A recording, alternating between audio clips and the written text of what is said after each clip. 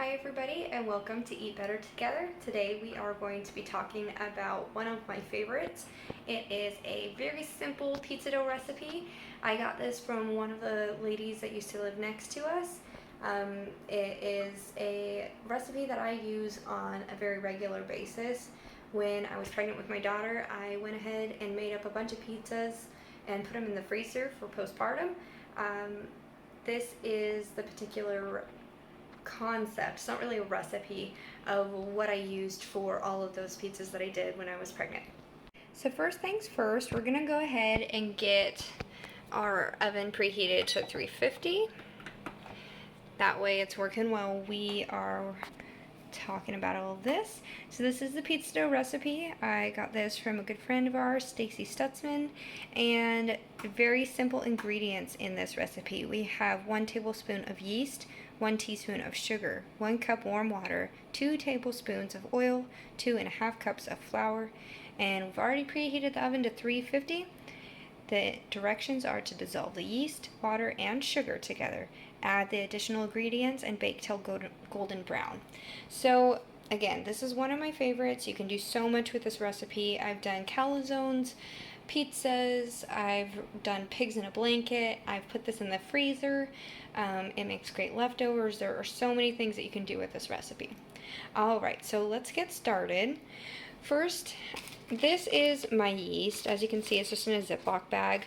I purchased my yeast in bulk at Costco, and then I put it in the freezer. So it makes it really easy to use whenever I'm ready to bake something, but then it also doesn't go bad. Alright, so let's go ahead and get the yeast started. So yeast needs to be activated. So there is 1 tablespoon of yeast. And what I like to do with this particular recipe, and you will want to make sure that your yeast is not old. If it's old, it will not activate, and you can tell that it's activated when it gets bubbly. I add the sugar in, so this is a teaspoon of sugar. So I add that straight in with the yeast. And then this is another really important part with yeast. If you add warm water in, but your water is not really warm, it's hot and or cold, the yeast will not activate the same. So when we talk about warm water, we're talking about tepid water, which is like warm to the touch or still comfortable on your wrist sort of water. So I went ahead and I already have my water ready here. And we're just going to add this in to our bowl and get that going. So as you can see, the yeast starts to float on the top. I like to use a fork. I'm a big fan of forks when cooking. And I just like to stir that in. And we're going to let that sit for a moment as we get all of our other things started. Alright, so as you can see, the yeast is beginning to be activated. There's lots of bubbles starting to form. While that was working with the water, yeast, and sugar, I went ahead and I got our 2.5 cups of flour ready to go in to our mixture. And we're just going to dump that right in. Then I am going to add in the oil, and that is all of the ingredients for our pizza dough. Okay, so we've added the flour into our mixture, and now we're going to add in our 2 tablespoons of oil. And you can use a variety of different oils for this mixture. It doesn't have to be vegetable oil, that's just what I'm choosing to use today.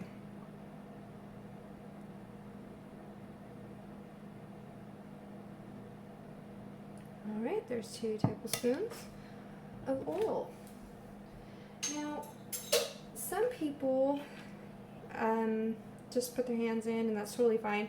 I generally do towards the end, but as I like to get the mixture going, I go ahead and just grab that fork that I use to help with the activation of the yeast, and I just start getting it mixed up. If you do put your hands in, just a fair warning, anything with flour generally comes off of your hands a lot easier if you use cold water. And ladies or gentlemen, if you have rings on that have any sort of stone in it, You don't want to be picking pizza dough out of it for the next week, so it's always easier, in my opinion, just to slip it off if you're just going to dive right in with your hands. Alright, so I'm going to go ahead and do that now. As you can see, the mixture is starting to form into a dough. So there's no like rising time on this, and there's no need to like work it for a certain period of time. I just like to make sure that I'm getting as much of the flour out of the bowl as possible, and then making sure it's not like majorly sticky or over dry. If I feel like I've mixed it enough but there's still a bunch of flour in the bottom, sometimes I will add just a tiny bit of water, and that will generally do the trick to form it into a working dough. Alright, so there we have it. That is our dough. So today I'm just using a large size pizza pan, and I'm just going to pop the dough right on. There's no need to put any sort of grease on the pan. If you feel like you need to, by all means, go ahead. I've never had any issues with this dough sticking on the pan. And then what I like to do is I just start with putting the dough into the center of the pan and then working my way out. If you don't want the dough to stick on your hands, you can add a little bit of flour to your hands, and that does help to make the process a little less sticky. So I'm just working it out, and I'm right-handed, so I push out with my right hand, and then I spin the pan with my left. I do a lot of cooking on top of my stovetop. My kitchen does not have a lot of counter space, and due to the era of the home, when it was built, the counters were built with low cupboards, and so there's really not a lot of room to have your ingredients out, as well as your the space that you're working on. It's just very crowded when I do it on the counter, so you'll probably see me working from the stove quite often. Alrighty, so this particular recipe, you can do a filled crust, you can do it thin. I generally end up making about a medium-sized pizza on this large pizza pan, so you can do whatever you like. I've also used this recipe for breadsticks, and it turns out really well too. Alright, so I've got it worked out into about, a square-ish circle, and I'm no professional when it comes to rolling out pizza dough. I can't spin it, so I'm not even going to try. If you can do that, that is fabulous. I'm sure you could do it with this dough, but I do not have those skills. So now that we have our pizza dough ready, here comes the fun part. This is one of my favorite recipes to clean things out of the fridge. I know that sounds a little weird because, we have some ideas of traditional pizzas and what should go on them. But my husband loves barbecue sauce. This is a particular one he tried once and maybe twice, and then it sits in the door in my fridge. And I'm not gonna lie, it drives me nuts when you open the door and there's 500 bottles that are rattling in the door. And so I just try to figure out ways to incorporate some of the things that, he tries once and he's like, wow, that's really good, but then he never reaches for it again. So these sorts of things end up in my recipes because I'm going to clean out my fridge and, knock out two things at once. So you can use any sort of barbecue sauce. I've actually mixed, the little tiny bits that are in the bottom of multiple barbecue sauce containers and stirred them together and put it on this particular recipe. So I'm just going to go ahead and shake this up, get it all mixed up, and then add it to my dough. And you can be very generous with this or a little bit conservative as well. So I'm using a spoon because I like the way that it's just simple and it just spreads over really nicely over the pizza dough. I was not generous enough on this for our taste. Alright. In one of my previous videos on recipes, I made fancy ramen, and one of the tips and tricks that we talked about there is using the same lunch meat. If you find a lunch meat that you really like, and it comes in containers, you can purchase the same lunch meat, save the containers, and then you have things like this available. I don't even use Rubbermaid anymore. There's nothing wrong with it.